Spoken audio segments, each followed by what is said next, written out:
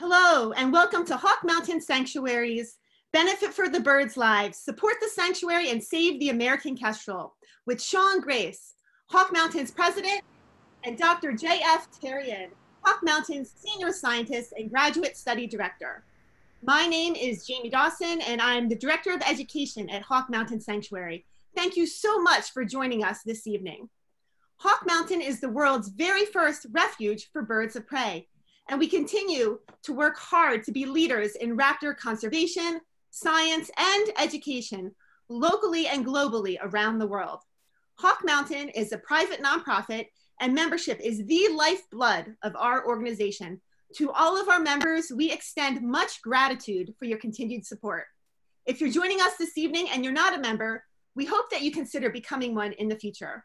Hawk Mountain hopes that everyone remains safe and healthy during these times of COVID challenges, and we are thrilled to offer our local and global community a variety of free virtual programming.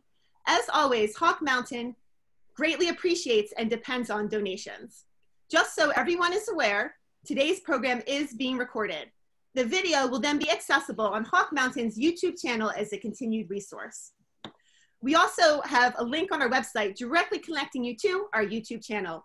At any point during today's program, viewers may submit questions through the Q&A feature on the Zoom platform. We've designated time at the end of the program to take some questions from the audience. And we are so excited that Sean Grace and Dr. J.F. Terrien are joining us this evening as we celebrate Hawk Mountain's 2020 Benefit for the Birds to support the sanctuary and save the American kestrel. We will begin with a warm welcome from our president, Sean Grace. Cheers. Well, thank you, Jamie, for such a warm introduction. As many of you know, this is our 26th annual gala, but this year, in the face of the COVID crisis, it's a little different. So we've elected to go with an online gala. I can say, in the face of the COVID crisis and the things that we have been pressed with over the last few months, that Hawk Mountain Sanctuary, we're not only surviving, but we're thriving. And that really comes down to all of the support from our members and from our supporters here and around the world. And it's been so wonderful to see our membership numbers to date are actually higher than they were last year. So thank you for your support of the mountain. I think you've probably noticed there are some changes underfoot here at Hawk Mountain. Over the last couple of years, we've tried to bring you more education and more reasons to visit the Hawk Mountain Sanctuary than ever before. This year, we had a 20-page online calendar of events. And thank you so much, Jamie Dawson, our education director, for working so hard to coordinate that. But when we moved into the COVID crisis and we realized with social distancing, we wouldn't be able to bring you many of those programs, we swiftly moved into online programming. And to date, Hawk Mountain Sanctuary has brought you more than 50 programs, not only from here regionally, across the United States, but also internationally, highlighting some of our sister organizations and organizations we helped to found, like the Veracruz River of Raptors. I'm also pleased to announce that we've taken great advantage of this time when the mountain has not been able to accept visitors. Last year in September, we started the build of our amphitheater project. And now Hawk Mountain Sanctuary has a wonderful outdoor covered space where we can do programming with social distancing in mind. And if you haven't seen it, it's simply an outstanding and iconic structure.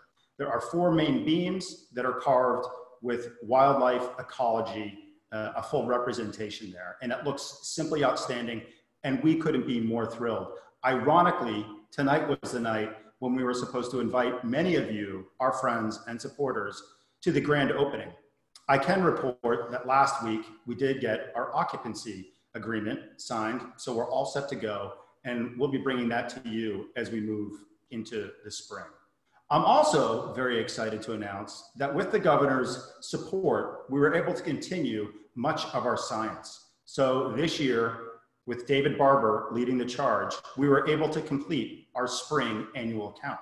Not only that, all of our consistent and annual research projects are also underway. With Dr. Lori Goodrich, she has kicked us off studying broadwings and uncovering the mystery of their migration and where they head to. Our farmland raptors program is also strong.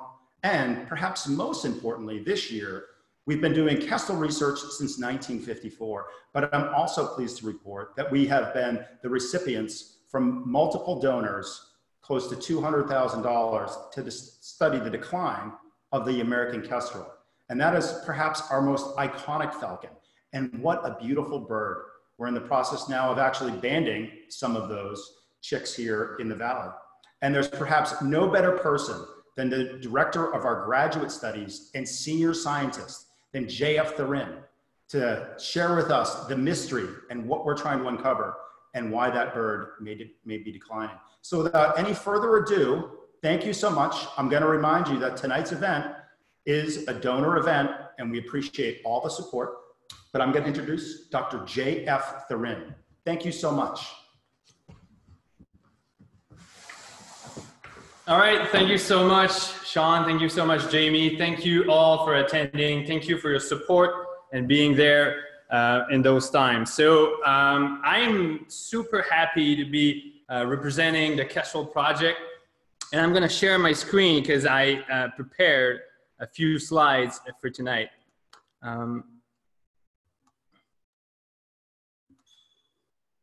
So American kestrels and Hawk Mountain, the two have been associated for more than 80 years now.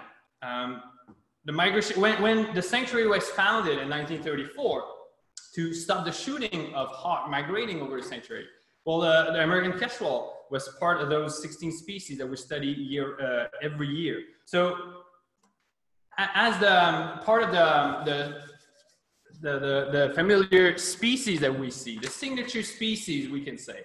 We know the broadwing hawk is the most common migrant, red-tailed hawk and sharp-shinned hawk.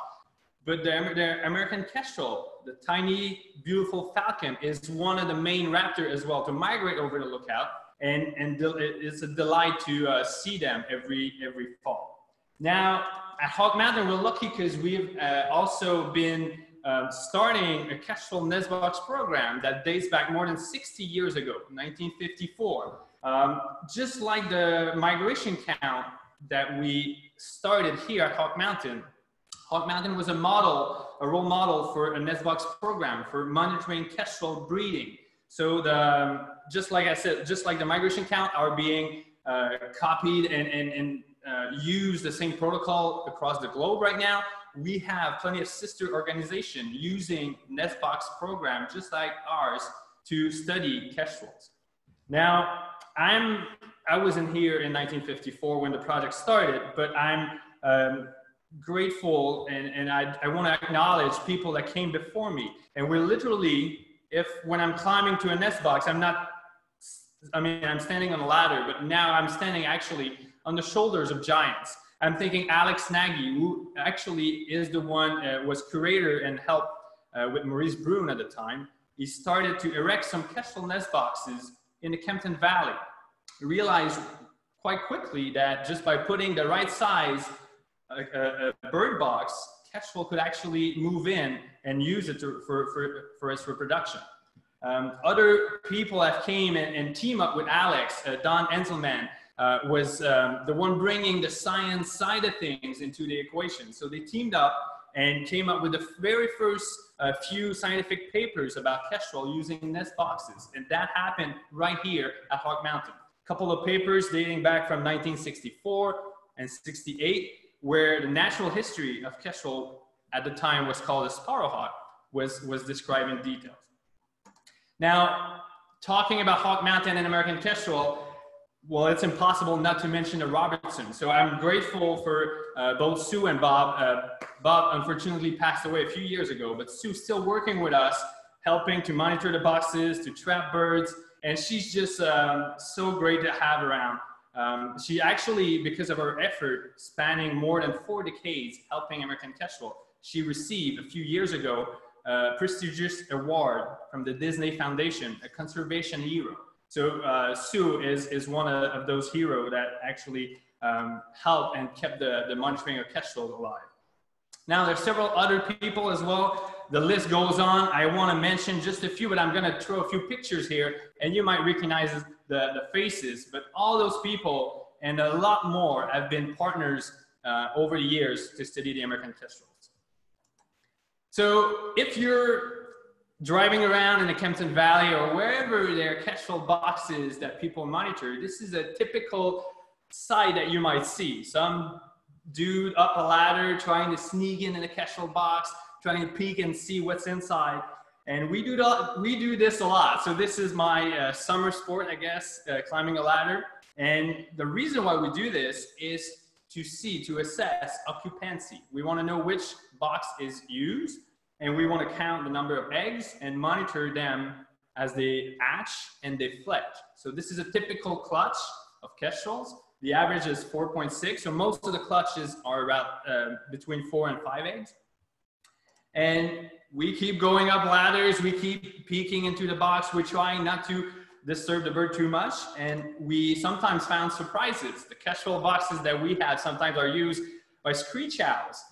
In this case, most of the time, if a screech owl uses one of our boxes, when we visit the box, middle of the day, they're fast asleep and they don't want to care. They couldn't care less about us, but it's a very funny thing to watch. Other surprises bring eastern bluebird in some of our nest box. And sometimes we get those very different surprise. This is a snake that actually settled in the box, and we kind of leave them alone. But the reason why we do this is to actually keep track of the eggs as they develop. So in this picture, you see this is exactly the right time when the chicks are actually coming out of the shell, the eggshell. You see there's crack. I'm going to try to highlight it right here. This is the first one that's going to hatch. Then you see a little crack here, and there's a few other cracks on the eggs. At the time the picture was taken, you could actually hear the chicks peeping through the eggshell. So it's very fascinating to watch. And there's a quick video that shows American kestrel when they hatch. They're pretty vulnerable, little white downy ball, and they're growing fast. So in 4 weeks, they're hatching, and they're that little ball that I just showed, and they're going to be fledging at about 28 days. So this is a typical picture when the chicks are a week old.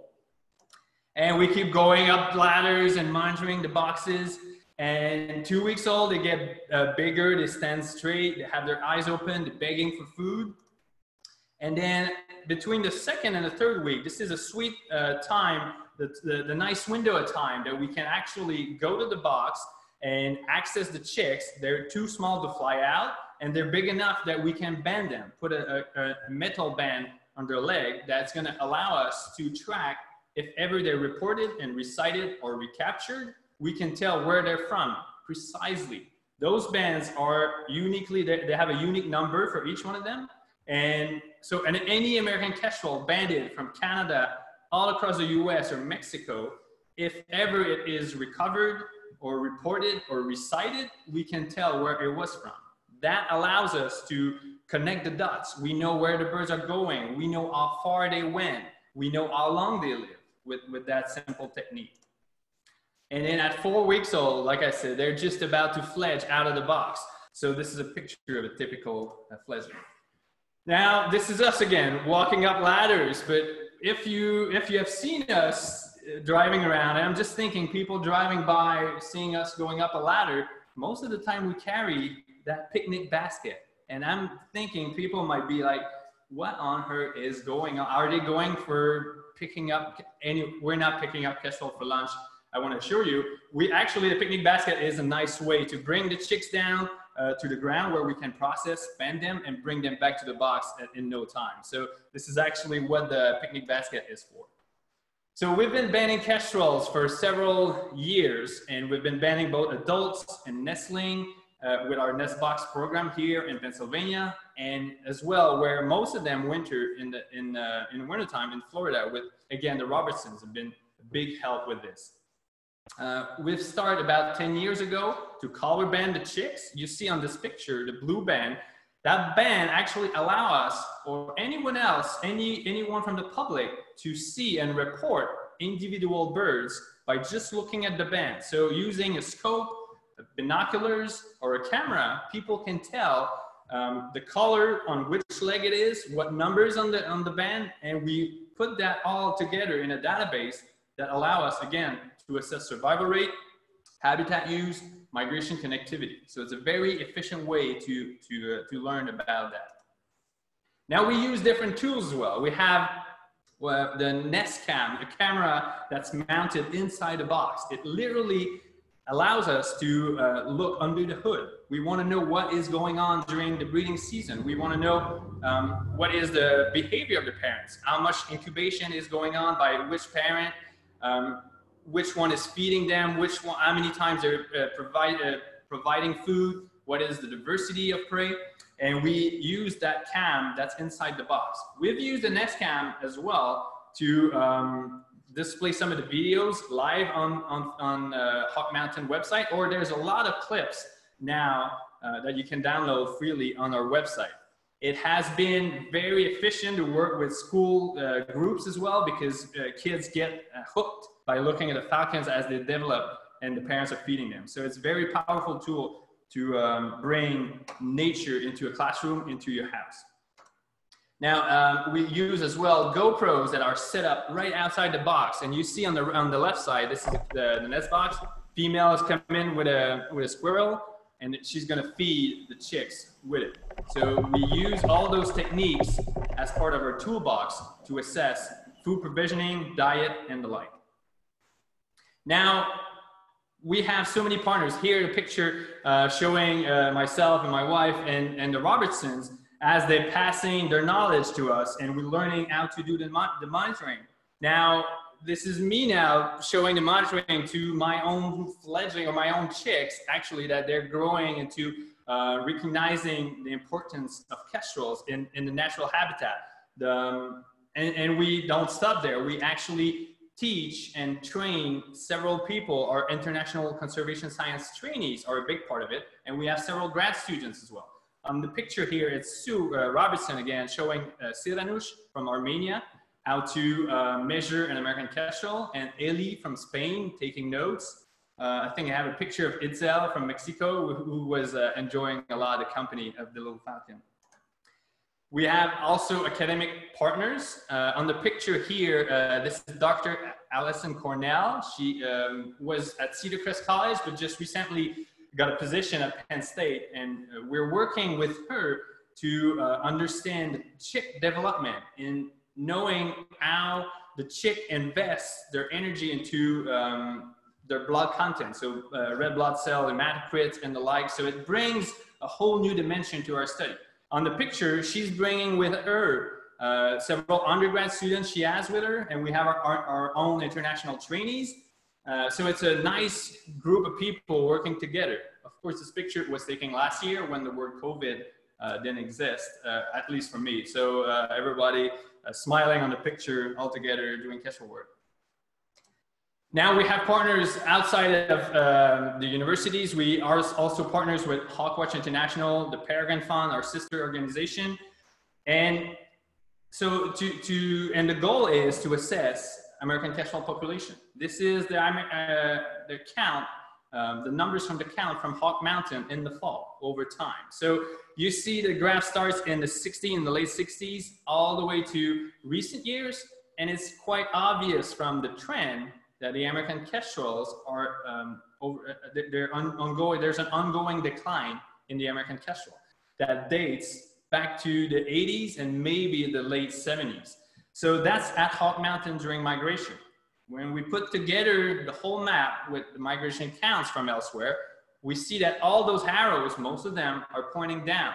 That means those places are measuring as well a decline in population. So it's something that's occurring across the US and Canada and elsewhere. And we're concerned, highly concerned to lose this small falcon, one of the classical raptor species of our farmland. So it's, at this point, what we try to do is to assess what is the issue. We have recognized that there's an issue. So that's the first step. Now we need to do the next step. And this is what science is all about. This is what science and research is so important. We need to pinpoint what is causing the decline and how it is affecting the American kestrel.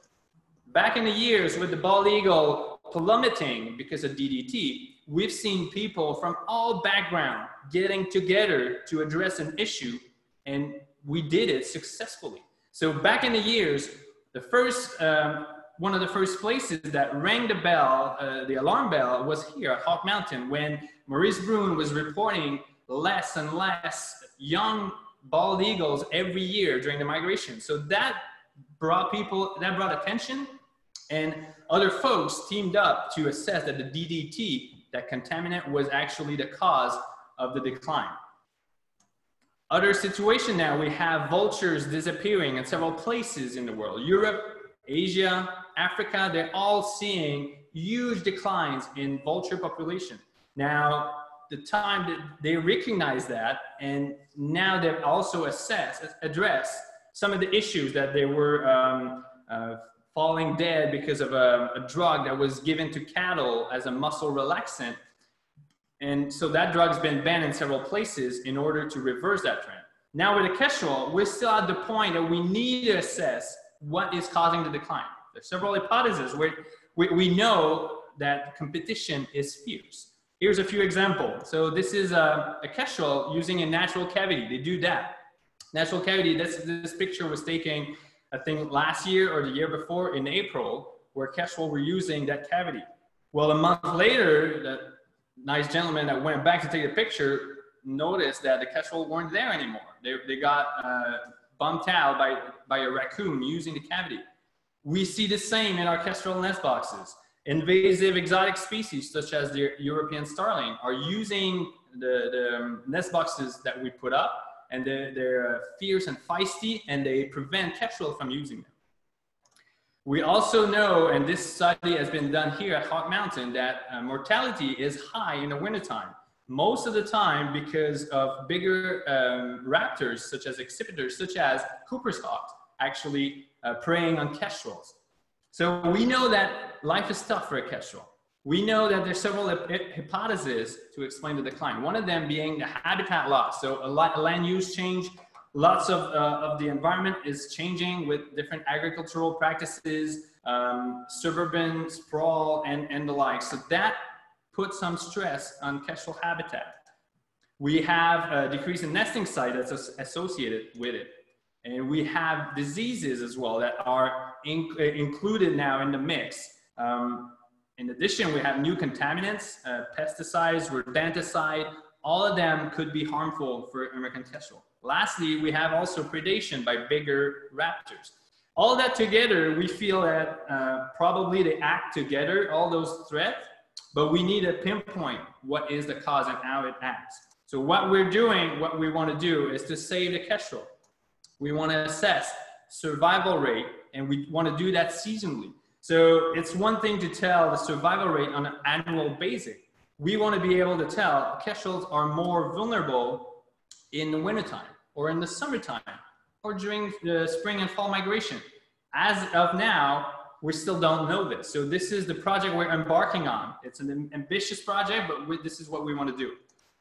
We want as well to assess migration connectivity. If the birds from here winter at a different area, such as Florida or elsewhere, we want to know how those two areas are connected. If something happens in the wintering ground, it has lots of chances to affect Kestrels on the holistic annual cycle. So we want to know the migration connectivity. We want to know as well, we want to link reproductive success and habitat use. Which boxes in what habitat are the most productive, and how is that affecting Kestrel as a whole? We want to assess the growth of chicks and the body condition of both the chicks and the adults. How much contaminant load do they have, and so on. So this is, like I said, a very ambitious project that has several challenges, but with your help and support, we are capable of doing this. We have the tools. We have a Nestbox network right here, but we're teaming up with several of those across the US. We have long-term databases such as migration count. We have access to eBird, Christmas bird count. All of those huge databases by citizen scientists that are freely available should be used to assess what is going on with the population trend and Kestrel as a whole. We are banding birds as never before. We have lots of partners doing the same. We're embarking in a tracking study as well. We want to track the bird and assess their survival rate, their habitat use. We're teaming up with labs to do genetics and contaminant analysis. And we have the people. We have our staff, but we have several local landowners that are so kind to have us use their field to erect nest boxes. We have an army of citizen scientists collecting data. We have our international conservation science trainees and the grad students and the academic partners. So right now, with your support, we can achieve this. This is actually what we need. We need your help. And this, I think Jamie's gonna come back with it, but we need your help to buy equipment such as transmitters. Transmitters cost a lot. To get one transmitter, sometimes it's in the mix of about $500, but to the associated cost to deploy it and track the birds actually double this cost. So we're talking $1,000 per unit. Lab analysis for contaminants and genetics, they're costly. Graduate students as well, they need to have a way to survive while they do their studies. So all that together, we need support, and we thank you very much. We're lucky to count on several donors. We've had great support, like Sean was mentioning just before, and we're grateful for that. So I think that's where I want to wrap it up. I'm just going to show a quick video and remind everyone that we are capable of doing this. We want to be capable of saying, we want to be able to say, we did it. We saved the American kestrel. The American kestrel is part of our fabric. This is our farmland raptor, and we saved it. The time to protect a species is while it's still common. So the time to act is now. So I'm just going to share shortly a quick video, and then I'll give the microphone back to Jamie.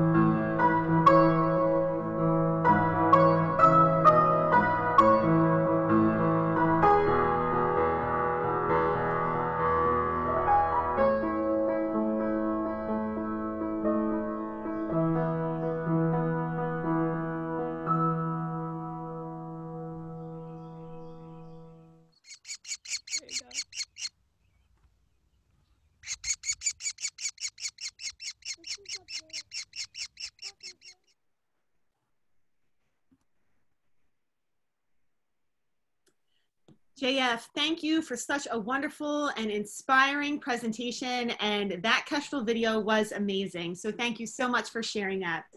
So to our audience, to our members, to our community, we simply could not do this important conservation work and research without the support of donors. So please help us with this.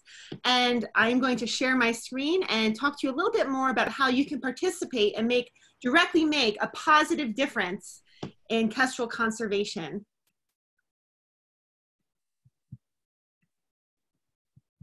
Okay, so this is a fundraiser. This is in lieu of our annual gala. We still have an online auction to benefit the birds. So bid high and bid often to help the kestrels, to help all raptors, and to help Hawk Mountain Sanctuary. All benefits the sanctuary. So first, what you're going to do, you're going to go to the following website, hawkmountain.org/gala bidding, and you're going to click on Start Building to sign in or create an account. So you'll also notice when you do that, you'll find a little search field where you can search keywords for an item that you're interested in. You can search support the Kestrel program. You could support Feed the Bird programs. Winning bidders will have items mailed or may request pickup at Hawk Mountain Sanctuary on a mutually agreeable date. So again, for the Kestrel research, the keyword that you're going to search for on the online gala is support the Kestrel program. No gift is too big or too small. Any gift amount is very much appreciated and will help cover costs for nest box as well as telemetry units. So another thing that you could search is Feed the Birds. And Feed the Birds is so important because did you know some of our most effective and engaging educators at Hawk Mountain are not human? That's right. You may know that we have a team of resident raptors that work as part of our education team at Hawk Mountain to engage the community in raptor conservation and education. So all of the birds that live at Hawk Mountain and work on our education team have been injured, and they have been deemed by wildlife rehabilitation centers and vets as non-releasable, so they would not survive in the wild. So Hawk Mountain provides good care and home for them, and they in turn work with our education team to spread the message of raptor conservation. So again, to support anything raptor related, you want to support and bid on the Feed the Birds program. So thank you all so much. And thank you everyone for joining us this evening. And JF, thank you again for a fantastic presentation. And Sean, thank you for your wonderful introduction. Thank you for our audience for joining us. We hope to see you at the sanctuary soon. As you may know, our trails are open. Check out our website for information on social distancing modifications, but we hope to see you soon. And as always, we have many more virtual programs coming your way soon. What we have in store for the next week or so, next Wednesday, July 1st, we have Clean Water, Let's Dive In at 1:00 p.m. And that's with Katie Register, the Executive Director of Virginia Clean Waterways. On Friday, July 3rd, we have Migration and Habitat Selection of Golden Eagles in North America at 4:00 p.m. with Lori Maynard. And on Wednesday, July 8th, we have Pennsylvania Mammals at 1:00 p.m. with Dan Lynch of the Pennsylvania Game Commission. On Thursday, July 9th, we have Sanctuary Storytime, A Color of His Own at 11:00 a.m. And on Friday, July 10th, we have Support Your Local Pollinator with one of our wonderful volunteers, Barbara Ritzheimer. Thank you so much, everyone, for joining us, and we hope to see you again soon. Don't forget to bid. Thank you.